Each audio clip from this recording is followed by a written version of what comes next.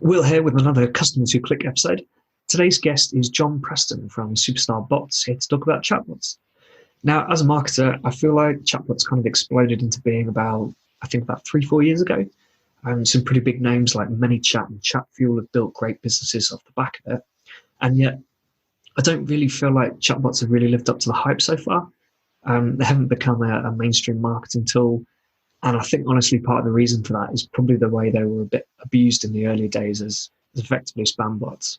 And, the rules around them have changed so much over the last couple of years. It's probably kind of pushed away some of the bigger brands or more just standard e-commerce brands, I guess. But chatbots do have their uses, whether you're a gym owner, a small marketing agency, or a big e-commerce brand. And John is here with me now to tell you how you can benefit from them as well. Hi, John. Welcome to the podcast. If you could tell us a bit about yourself, a bit of your background, and what got you into chatbots. My background was right back in the day. I came from a sales and marketing background for large FMCG companies, the likes of KP McVitie's and Rankovis McDougall, from the sales side very much. And then I went into my own business. I was always interested in fitness and ended up opening my own gym, which was like a personal training gym. And I was in a situation where my daughter is actually severely disabled, and I have her and my son on my own. And I wanted to transition more into the online space. And I was doing it in the very traditional method, which was organic engagement or some paid traffic going to a website landing page and then off to, I think it was ActiveCampaign at the time. And it was doing okay. I was building that business. But I decided, I kind of stumbled across messenger marketing, and this was early 2017, which in hindsight was really right at the beginning of the messenger marketing space with a business called Manychat. And I implemented quite a crude messenger funnel from the advert. So it was still going to a landing page, but instead of going to email, it went to Messenger. And with a relatively modest spend, so it's something like a £400 ad spend, I actually managed to bring in 15 grand in about 4 weeks. So, I'm sat there thinking, there is something in this messenger marketing, because it was so successful compared to the traditional way of doing things that I started using it more and more and more. And then what happened was people get wind of what you're doing and start saying, well, can you do this for me? So I was actually then ended up doing more of the setting up messenger funnels for people than I was actually working on my own business. And it was bringing in more money, to be fair. So I ended up just giving up the fitness business entirely, sold it all off, and focused solely on messenger marketing. And I was really fortunate to be involved with the Manychat organization right from the word go, and work very closely with the developers of the system, with the Facebook Messenger developers themselves, in taking the whole platform forward. So that's in a very brief nutshell my history and why I'm doing what I'm doing. And it was because I did it for my own business, and it was so effective, and I've just really grown with the entire system. Yeah, so you did it for yourself, found it worked, found that you could do it for other people and make more money, which kind of makes sense. Yeah, and I suppose you then haven't got to worry about having a physical business either. Correct. Yeah. Well, the big problem with, because it wasn't a traditional gym, it was one of these big warehouse gyms, and it was for personal trainers only. So my customers were personal trainers who rented space, and the big issue is that most personal trainers are about 20 and still live at home with the mums and don't tidy up after themselves or pay you any rent.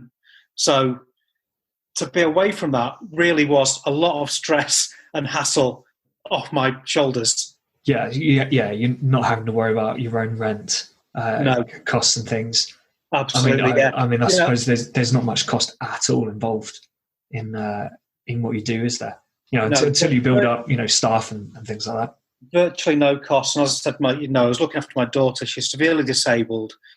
I've been sat at the hospital bed working, it's not stopped me. It's not ideal, but it doesn't stop business. Whereas if you've got a physical business and you can't be there physically, you're not earning any money. So, there's that true flexibility and freedom to be working from my laptop. So when people say laptop lifestyle, it's not beaches for me. It's, if I need to be in hospital, I can work from there. So at the moment, what's the standard? Well, not at the moment because we're in the middle of a lockdown, but generally speaking, what's a standard day look like for you?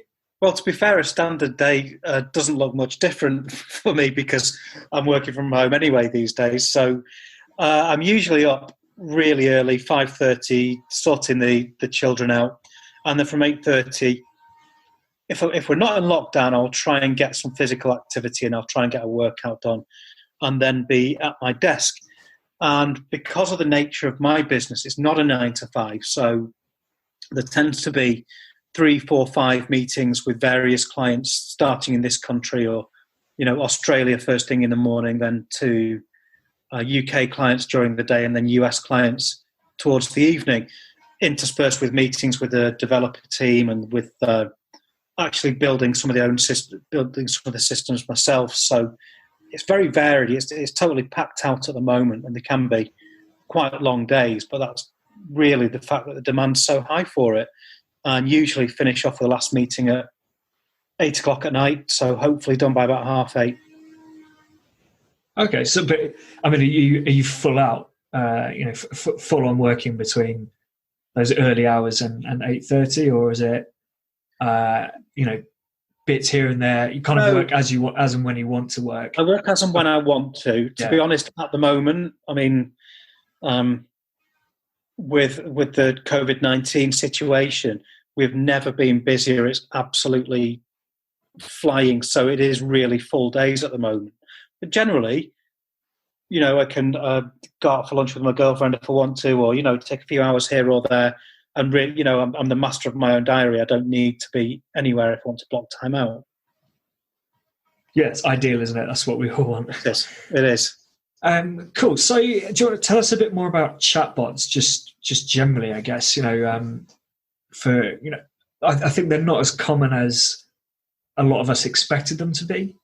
I think they got, they kind of almost exploded onto the scene a couple of years ago.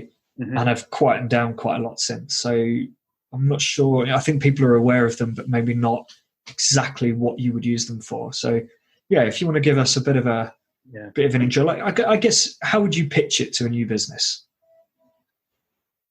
Well, okay, so let's take a step back. I think as we're in marketing circles, perhaps chatbots aren't on your radar as much anymore. Actually, they're in incredible growth. Literally, more and more and more people are stumbling across them and wanting them. And the general member of the public, if you say to them, I'm using a chatbot, the vast majority would still go, what's one of those? But why you should be using it and how you would pitch it to a customer. Well, let's look at the way that people engage with businesses or like to engage with businesses really always mirrors the way that they engage with each other. So go back to when email marketing first became a thing, that businesses were using it to talk to each other. They were talking to customers, confirming, orders or this sort of thing. But then marketers got hold of it, and it was absolutely incredible. The open rates were fantastic. It was so powerful because there is nothing to download. There is nothing. Your audience are already digitally living there. So it's a really convenient way of working with them. Now, if we actually look at Facebook itself, the current number of monthly active users for Facebook is around 2.3 billion monthly active users. And when you take chat platforms, so that is Facebook Messenger, WhatsApp, Instagram Messenger, WeChat, those sort of things, at the end of 2019, that was 2.18 billion monthly active users. This year, we expected that figure to just creep over the 2.3 billion. So there'll be more people using Messenger than the Facebook platform itself. Now, COVID-19 has meant that it's actually gone right through the roof. So WhatsApp and Facebook Messenger alone are probably going to be something like 2.9 billion. Everybody is there. So for you as a business not to be communicating with a platform where your customers already are, where they don't have to download anything, doesn't make sense. And then you look at how effective this thing actually is. Compared to email currently, and I will say now, what I'm not saying is don't use email, because I think this is very much part of your marketing toolbox, not exclusively your marketing toolbox. But, it's 80 times more effective than email.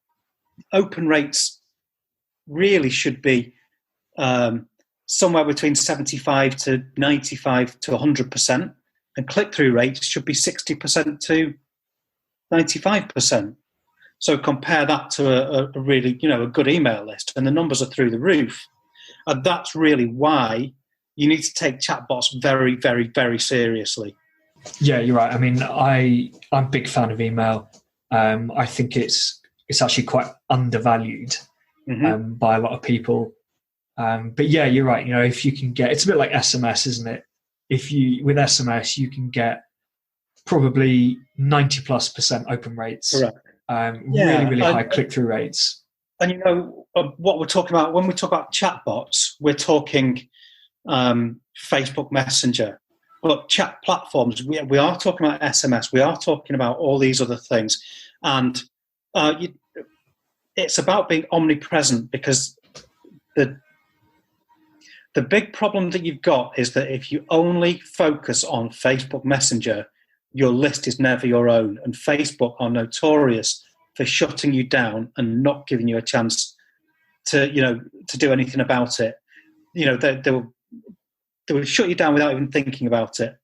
And that's it, your list is gone. So absolutely be marketing on as many different platforms as you possibly can do. You mentioned owning your list and stuff.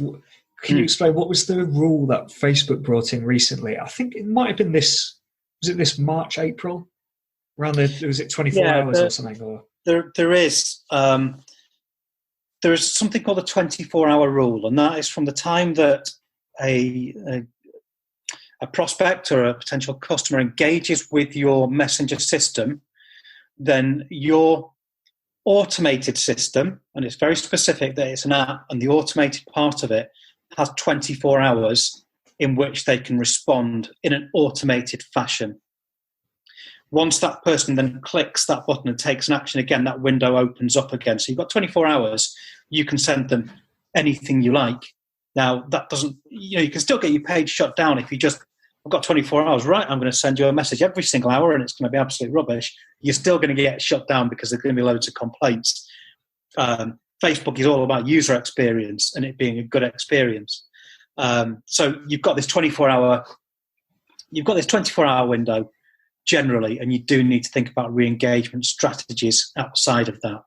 And that's purely down to marketers getting on there and spamming the life out of people. Massive open rates mean that it's quite invasive if you're doing it in a spammy way. Yeah, definitely. I think that was the problem. Yes. I probably did use some chatbots a while ago. I can't think of many I use now. But yeah, it wouldn't surprise me if every few days you'd probably get a message from them. And it was just... That has stopped. You're not allowed to do that. So really, it's up to the prospect then to keep that engagement going, or you can bring them back in via an email, or you can bring them back in via something else. There are some specific use cases. So say you ordered something and you update somebody on that order, then you can use that outside of 24 hours. For confirmed events, you can do it. Or there's something called one-time notifications now. So if somebody very specifically opts in to something you've got outside that 24 hours, you can do that. So you can set that up. But you can't just message people whenever you like now. Yeah, so they're putting the focus on the consumer, on the customer. It's chatbots are there for for them to get value from the company when they want it. And quite rightly so. Yeah. Yeah, absolutely. Yeah, definitely. So, what sort of businesses do they work for? Are there any sort of businesses you think they don't particularly work for? And I guess how would you use them? Can you give us some examples of what sort of automations you would set up? Chatbots are absolutely fantastic. If you've got any kind of service business, so for example, we do a lot of network marketers and coaches and this sort of thing, and it's very much a case that this is not, so say like a TV advert or a newspaper advert or an email. It can be very much everyone gets the same message and fingers crossed it's relevant. This is one-to-one marketing. So, for example, you could we do this with our network marketing clients, that we flip this round and make it very much about the prospect, and they go on their own individual journey. And at the end of it, you're able to give a prospect the right information. So it's the right information, the right person at the right time. And it very much depends on the answers that they've given on the way to that point, that call to action point. So, let's say you're a coach, for example, and you've brought somebody in, and you can ask them what they're looking to achieve or what problems they're having at the moment, and store all of these answers. And you can do things like ask them if they're ready to get started now or in the next 6 months. So if you wouldn't be trying to close somebody who's looking to start in 6 months. And if they're looking to start now, then how much have they got to invest in themselves at the moment? And then if it's a large amount, then it's going to be this kind of one-on-one thing. If it's a small amount, then perhaps it's a smaller paid group program. So you can offer them exactly the right thing. Or if somebody clicks through to something, you can go back to them and say, did you manage to sign up? And if not, is there something I can do to help? So it's really relevant for the vast majority of businesses. And the way I'd see it not working is when people try to do things like replicate entire websites into Messenger, or drip feed what should be an email sequence over 6 weeks. And it just doesn't work. So use websites for what websites are good at. If you want a lot of information, a lot of visual information, lots of different choices, send people to a website. If it's a long-term educational drip sequence, use an email sequence, but put them all together, and then it's really relevant to the vast majority of businesses. Yeah, so it's quite good at doing, almost like those quizzes that a lot of people used to do. You'd answer a question, and then it would ask you another question, and it might be doing, there might be a little bit of logic behind the questions, or it might just take each answer, and at the end of it, it says, cool, we think this is the best fit for you. Yes, and you can take it a step further. So all of these use conditional logic. So if you've done a quiz and there's 10 points on offer and you've scored 8, then you can give somebody a response that's based on scoring 8. If somebody comes through and just gets 1, then you can have a laugh at them and send them some abuse. Whatever you want to do, whatever the response is based on what they've done and the logic you put behind it, you can put that in place. So again, very individual journey. And it's a great engaging experience for your prospect, for your customer. Yeah, I can see it being really, really good for, I guess, either subscription or e-commerce products where people. It's not just about I like this T-shirt instead of that T-shirt, or that shirt instead of that shirt. You could someone, for example, like, I guess, do you know Naked Wines? Yes. Yeah. I could see it working really well for them. They ask you, the chatbot could ask you a bunch of questions about your taste preferences, whether you like red or white wine and stuff, and then it could say, well, we recommend you get this mixed case, or this case of red wine, or this case of white wine. Can do. Yeah. Click through here to get it and get a discount for it or something. Yeah, absolutely. And a lot of people now are actually linking the chatbots to external databases. So, you can bring back a gallery of 10 different wines with the images, and, it's all live and linked to your inventory. So if it's not available, then it won't be shown. So they're really smart these days. Nothing like the old days where it's just a couple of questions and different decision tree stuff. It's really complex, or it can be. Yeah, I suppose it can be as complex as you want it to be. Yes. Yeah. Brilliant. Are there any? What are the first things you would do when starting with a new client? This is very much the same as it would be, I feel, with any new client. There's no difference just because it's Messenger. And being from a sales background, you really understand that this is not about you, the business owner. This is about your prospects. So we really take a client, customer, prospect centered approach to this and say, well, what is it that they are looking for, and what is it that we want to get them to achieve, and then walk that backwards, and then make the questioning all about them and directing them to that point and getting them to understand why they need your service or product. So that's kind of what we look at. We look at what digital assets they've currently got. We always look at what's working within their business now. So again, when starting these things off, it's not a case of we need to reinvent the wheel. It's more, well, what are you doing now that's working, and can we automate that and make that a more frictionless process? So that's generally where we would start with a client. If they've got an email list, well, what can we do with that? Can we onboard people to the email list quicker? If it's a webinar funnel, instead of going to ClickFunnels and type this in and type that in and then press something else, can we send them to Messenger, where it's just confirm your email and then that's it, they're registered for it, nothing else, it's one-click registration.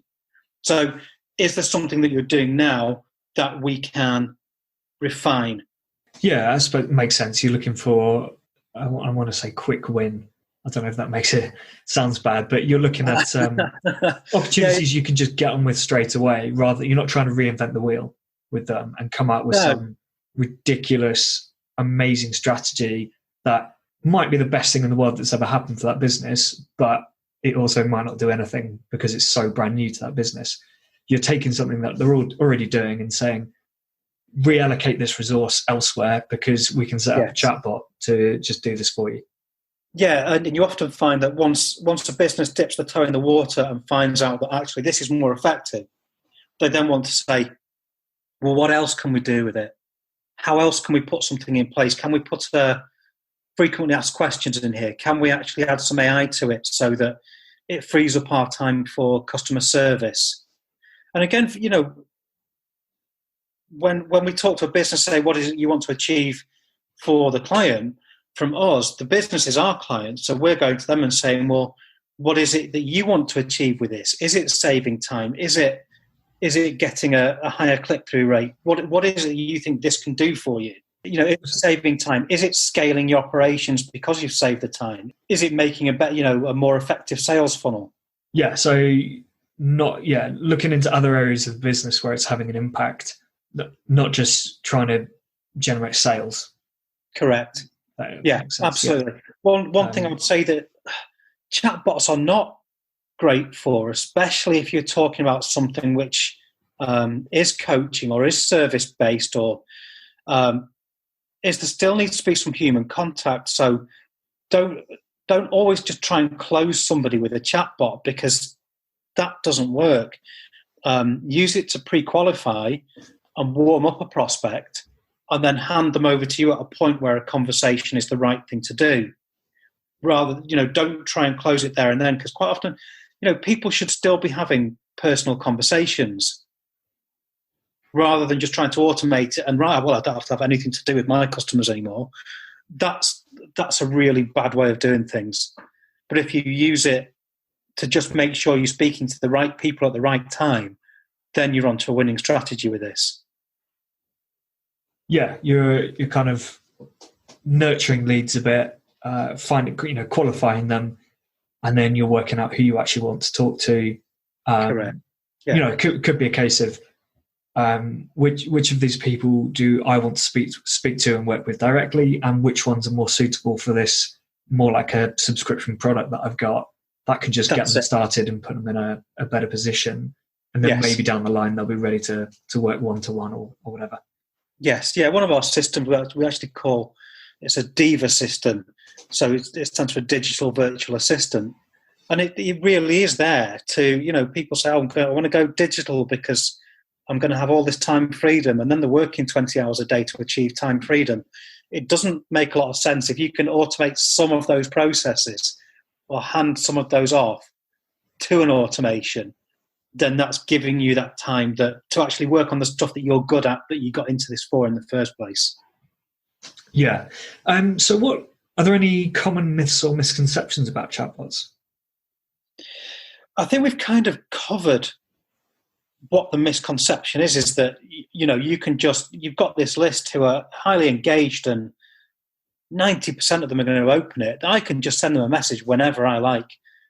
And that really is the misconception, that you just cannot do that. And again, the fact that I'm going to use a chatbot so I don't need to speak to my customers anymore. These things, because of this 24-hour rule, should very much be at the top of your sales funnel. And if you've got an educational process that follows on after that, by all means use it to hand over to that. So it is part of your process. Do not make it the only tool in your toolkit. Yeah, so I think it's not really a part of your communications database, I guess. It's not really something I'd compare to push notifications or SMS or email, which I think is maybe where that misconception is. As far as chatbots go, yes, let's have a look at what Facebook's objectives are at the moment, what Facebook are actually trying to do. And this is really key to where these things are going.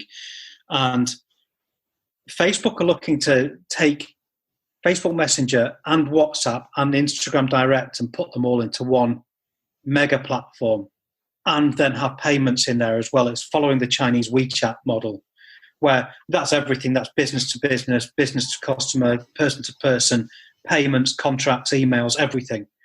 That's where Facebook is going with this. So at the moment, chatbots very much are Facebook Messenger. This year, we expect it to be all of those Facebook family of platforms. Then Manychat are looking to integrate SMS, iMessage, Android Message, and we also start integrating mobile wallet into it as well. So now actually we've got one hub the term is chat marketing, where we've got all of these different platforms. Some of them are Facebook, some of them are not. Some of them are just lists that we own. And we're putting all of those into this massive chat funnel. And that's all going to be controllable through one central hub. Okay. So, and you think that'll be this year? By the end of this year? Next year? Yeah. Well, it's Facebook. So, they do like to move goalposts quite a lot. But the SMS, the mobile wallet, and obviously Facebook Messenger are here now. And then we're expecting the rest of them to drop any time over this year. Okay. So certainly iMessage and Android will probably, I would say, a definite for this year. Okay. What are the big or most common mistakes you see with chatbot strategies? I suppose, again, you've probably mentioned these, but...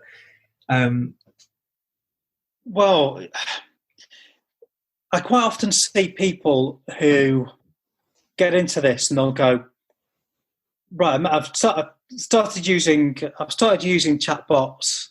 It's amazing. I've got a list of 10,000 people. How do I contact them? And so you really need to plan out your strategy before you start building your list. And I know this is something that you wanted to go on to about how people get started with chatbots. So perhaps I'll kill two birds with one stone with this one. That the mistake is don't build your list and then wonder how to get back in touch with them because of the limitations. Really consider how you're going to get that re-engagement before you start off. So what's your end goal? And then what are the stepping stones? What are the re-engagement stepping stone strategies that you're going to put in place to get people back in? So a good example of this would be, say, a 3-day challenge. And this could be for, I don't know if you're in the health and fitness space and you want to get people on board, and you'll know anyone that's taking part in a health and fitness lifestyle change will know that the moment you start not having a Domino's and a bottle of wine every night and making a few healthy choices, being a bit more active, you're going to start seeing a difference. So you can get people into, say, a 3-day challenge and find out how they're doing at the start and ask them at the end how they feel, and they'll feel amazing, and then go for an upsell. But you would set up this 3-day challenge in, say, something like get people to opt in from an advert or organic or in your groups or everything for a lead magnet of some sort, which would be this free 3-day challenge. And when they opt in, you can ask them some questions, you can get them onto your email list, and then you get them to very specifically opt in. Say, our challenge starts in 3 weeks' time. Can I let you know the night before we start? Yes, everyone's going to say yes at this point. So we've got this one-time notification that they've very specifically said, you can get back to me and tell me when this is happening. So that's our first stepping stone. And then the night before, we use that stepping stone to say, our challenge starts tomorrow morning. Can't wait to see you. Have this ready.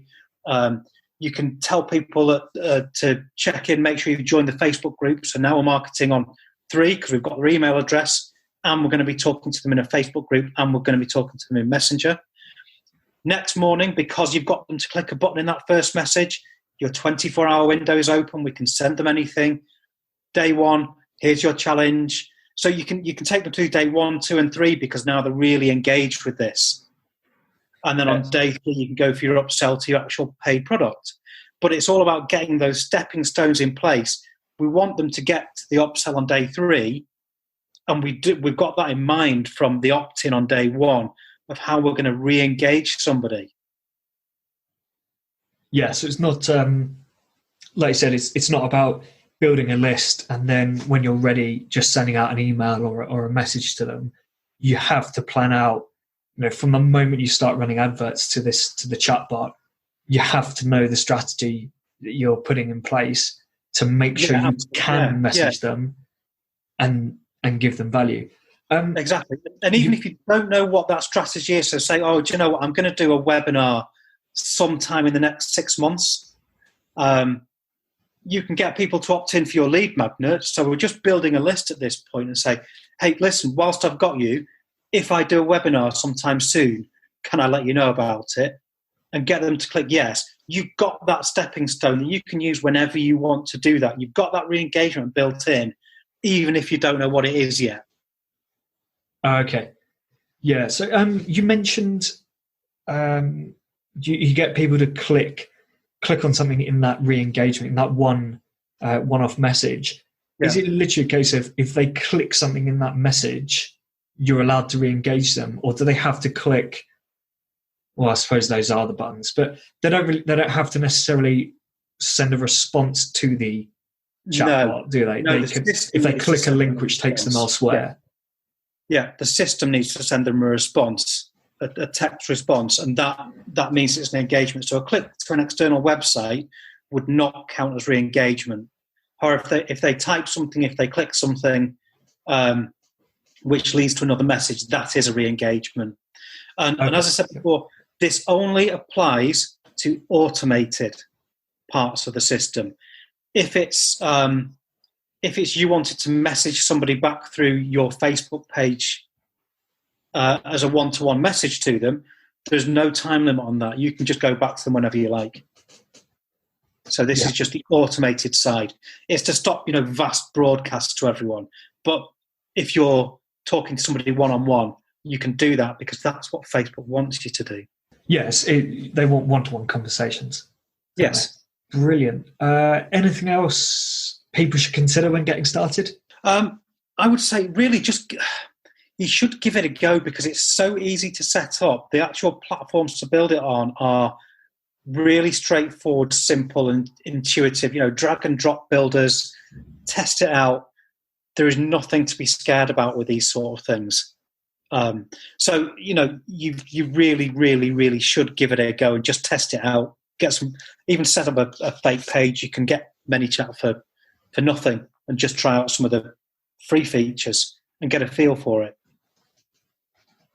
Okay, you mentioned I think you mentioned Manychat right at the start. Actually, are you partnered with them or anything like that? Or it's not my business. They are the company that I've worked with. They are the biggest provider of these chat platforms. But I've been working with them since right in the beginning. I've been really fortunate that I know all the developers. I'm quite often on calls about new features and how to take the platform forwards. And they get me involved with the Facebook development team. So, getting on a call with Facebook themselves to talk about the platform and how it works and what's working in Messenger and what isn't working in Messenger and business use cases. And it's, there are other chat platforms out there, but this is the only one that I would recommend. Okay, big endorsement. Yeah. So you mentioned you mentioned the kind of Facebook super platform, putting everything together, getting SMS, iMessage, Android message, and all that in there. Are there any other big trends or things you're expecting in the next 12 months regarding kind of chatbots and e-commerce specifically? I think that's really what we're all waiting for. Certainly, everywhere outside of North America, they're all waiting for this WhatsApp integration. There are some now, but they're really expensive kind of business use systems, and they're not quite there yet. Once that API opens up for us using these type of systems, that will be a massive game changer. That will be just immense. So there is so much going on that it really is the frontier of social media tech marketing, that it's changing weekly as to what, different abilities, different things we can do with it, different ideas. It's a crazy place to be. Yeah, it'd be really interesting to see how this works with WhatsApp. Obviously, they're going to have to be so careful about it and make sure that all their rules are watertight, and because otherwise the spamming on there would be, if they get it wrong. The 24-hour rule has always been in place for WhatsApp. So you can see a lot of the stuff they're doing is to streamline all of the systems so that they can merge them. When you say it's been in place on WhatsApp for a while, what do you mean? So business WhatsApp, broadcast and this sort of thing have kind of always, they've had this 24-hour rule for longer than Facebook Messenger has. That a business can't just keep on sending stuff to you. You can do paid messages. Facebook don't mind you sending paid stuff out 24 hours. Yeah, well, of course. Of course not. Strangely enough. I'm trying to think who I've had on WhatsApp. I think I've had one business on WhatsApp. And it Netflix.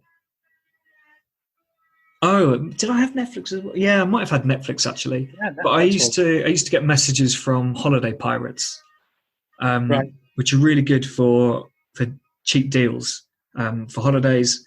And actually now, I'm not sure they started this way, but you can actually book through their website now, which is great. I think previously they used to be more like an affiliate. Yeah. And they did some really good things, like it would say reply with one of these words, or as many of these words as you like, to indicate which categories you're actually interested in. Yeah. Really, really good.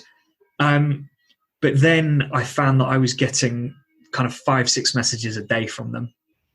And so again, just because a message is legitimate, it doesn't mean that it's... Yeah, exactly. And initially I was like, these are great deals. And then I started thinking, all right, these are great deals, but I'm getting a lot of them and I obviously can't book all of them.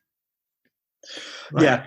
So you just need to be really careful with what you're doing and just respect your audience, because it's, as you just said there, it's so invasive if you start overdoing it. Yeah. Yeah, unfortunately, I don't think we really had the opportunity to give feedback. But I'm I really sorry. suspect that that's stopped now that obviously you're not getting those messages anymore. Well, Even though I unsubscribed. no, that's one way of stopping it. Yeah, I mean, yeah, it's just. I thought it was really cool. I think more from a marketer point of view, I thought this was really cool. But yeah, I started to see these deals. I was seeing these deals coming in, thinking, I can't book them, and that's what kind of got annoying. I think if it was something like Netflix saying, by the way, did you know this this show has just come out, or we think you'd be interested in this show, or here's the latest episode of this show you're watching is out. Stuff like that would be great, because I'm much more likely to engage with it. But I'm not going to spend £400 on a holiday every few days. It just got a bit annoying. Yeah. So, do you have any, outside of chatbots, let's say, do you have any pet peeves when it comes to marketing? I wouldn't say it's so much of a pet peeve. I think it's within my own messenger marketing community. The thing that just really annoys me, I would say, is that people are abusing the system. So this 24-hour rule is there for a reason, and everything is based on tags now. And you do find that some very, very well-known big names, especially in the coaching circles, will be sending out messages, and you got people messaging me saying, how are they doing this? And it's because they're incorrectly using tags and just, thinking that they're playing the system. And all that will end up doing is making Facebook restrict the system even further for the people who are trying to do the right thing by using these tags in the correct method. So that really annoys me when people start just abusing the messaging tags, so like live event reminder, and they're just using it for everything every week and just sending you messages all the time. That's just going to cause trouble for everyone else. So that annoys me. Well, I guess it's poor marketing, isn't it? Because they're not trying to do it properly. And obviously, like you said, Facebook are trying to create the best experience for people. And as part of that, they were introducing these rules and restrictions on chatbots to stop people abusing it. Yeah. So these people who are digging in to try and find these loopholes and ways of getting around the rules, they're not marketing properly. They're not trying to give the consumers and their customers the best possible experience. Mm-hmm. They're just trying to get those messages out. It's really it's short-term thinking, isn't it? It is. These are people you'd be surprised if they last that long in business, or if they have profitable businesses. Realistically, these are people who should know better. They are very, very, very well known, big name. Fair enough. Well, yeah, they should know better. They should know better. So I would say if anyone's listening to this and they're getting messages, if it says sponsored messages, it's paid for. But if you just keep on getting messages from a business page that you've not opted in for, block them. And you'll be doing everyone a favour, because that will get them shut down for messaging. If enough people do it, that will stop them sending these messages. And that will be doing the rest of us that are trying to do the right thing a big favour. Yeah, so what are the options in Messenger if you want to do that? Do you have is there block and unsubscribe, or is it the same thing? Or? Well, no, block and unsubscribe are very different things. You always want to give your audience a way to unsubscribe. So anyone that types stop in Messenger you should be unsubscribed. That's kind of hardwired into it. And does that just go back to Manychat, who unsubscribed that person? Correct. Whereas a block... So a block is at page level, and that will go against your page statistics, your page insights. Okay. So if you've got a really high block rate, then Facebook will restrict your page's messaging. They won't close the page, but they will restrict the messaging function. And does that get reported back to Manychat as well, or is that just a Facebook thing? You would get a notification in Manychat, but they're not really responsible for the messages that you're sending out. It's Facebook are taking this action. Okay. So people are reporting it. People unsubscribing is not negative against the page. People blocking is negative against the page. Yeah. Yeah. So unsubscribe is kind of, do you know what? I'm done with this now. Thanks, but absolutely that's enough fine. for me. Yeah. And block is, you're taking the piss a bit. You need to go away. Yes, exactly. It's good. It's really good. And going back to what should somebody do if they're going to be setting up chatbots, give people a way to unsubscribe. Say to them, if you do not want to receive these messages anymore, just type stop at any time, or have an unsubscribe button in the permanent menu. It's fine. It's absolutely fine to do that. If they've got no way to do it, they'll block you, and then you're in trouble.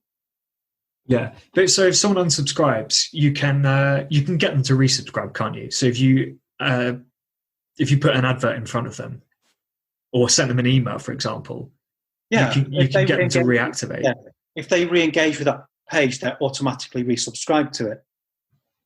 Yeah. So yeah, there's no real harm. No, none at all. It's not a bad thing. It's not a bad thing if people unsubscribe. Yeah. Okay. And so just finally, if there's one marketing channel or tactic that you could kill off completely, what would it be? I'm going to say TikTok. And the main reason for that is because I'm too old to get it. Really. It's just no, not another one. Make it stop. Just new social media. Yeah. Do you know what? I mean, I'm not going to say it's dead because I don't use it, but I don't pay much attention to it. But you don't hear as much about Snapchat anymore. No, you don't, do you? I'm sure it's still doing well. I'm sure loads of people use it, but I hear loads of people talking about TikTok, and obviously because it's the big thing right now. But I feel like it's been quite some time since there was buzz around Snapchat. I've not even thought about Snapchat for a long time. I think it's, I think I made the decision that I need to just be laser focused on a certain area of business, and I just don't have the bandwidth or the time or the creativity to do TikTok. So I'm going to leave that to everyone else. Yeah, I do think you need to be a certain type of person. I know a chef, teenager, basically. Yeah. Well, I was going to say I know a chef who he must be low 30s. No, he might be late 20s. Yeah. Yeah. So he's not old. He uses TikTok. He's doing really, really well at the moment. He's got 30-odd thousand followers that he's picked up in the last must be less than 6 months. Yeah.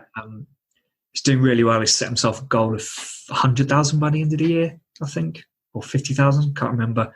Right. He's done stuff with BuzzFeed and their food. I think it's their food show, Buzz Tasty, I think. So he's doing really, really well out of it. I don't know what his end goal is, though. Well, I've got 100,000 subscribers. That's he's monetizing it. Yeah, I think maybe he's not thinking about that too much, or maybe he has got a plan, but he wants to build it up first. So he's you do get the feeling it's a bit of a vanity metric. Yeah, but if you're getting loads of engagement as well, I think possibly his plan is to just become one of the big people on TikTok, build up that following. It's really good content. I've seen a few of the videos that he's posted on Facebook and Instagram as well. As soon as you've got yourself on Love Island, you've made it. Yeah. But I think he'll have something in mind. I think for afterwards, he'll probably do some sort of cooking. Might even be a cooking show or something. But he's doing really well. But otherwise, I I don't know much about TikTok. Maybe I should get someone on the podcast, actually. Yeah, if you would. I think I'm still putting it in room 101. Yeah, fair enough. Cool. Well, that's great stuff. Really interesting about chatbots. Hopefully, we'll see them become a lot more popular, a lot bigger over the next 6 months or so. Certainly think you will do. Yeah, great. So, thank you for joining me. How can people get in touch with you if they want to chat about chatbots? Sure. Well, if you go to Facebook, obviously, because my TikTok's not up at the moment, and find John Preston Chatbots and Automation. That's a business page which is just very specifically directed to this. That's Facebook at NWM Automation. There actually, if you message that page, you'll find some free resources on there. So there is a free template for the 3-day challenge that I was talking about. There's kind of a walkthrough on how to set your page up and how to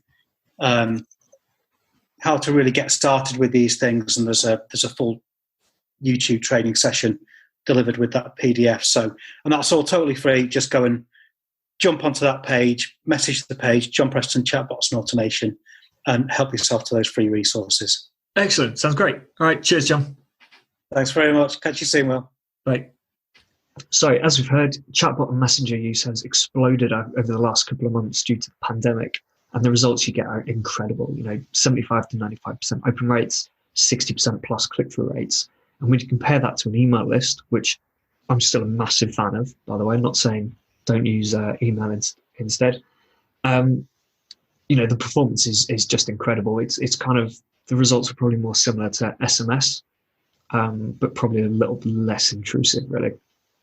However, it's worth noting that chatbots are much harder to use than email. You really have to get your long-term strategy planned out before you go live, because if you mess it up, you've got to persuade your customers to re-engage with the bot again without using the bot itself. So, email, SMS, paid ads, all those sort of things, you have to drive them back to re-engage with that bot. But if you do get it right, you get huge value out of chatbots. That's it today. Rate the podcast, please. It really does help. And if you've got any questions about chatbots or the podcast generally, just send them to will@customerswhoclick.com. In the next episode of Customers Who Click, I'll be speaking with Pete Dunn of Mad Gorilla Media about sales and copywriting. But until then, keep those customers clicking.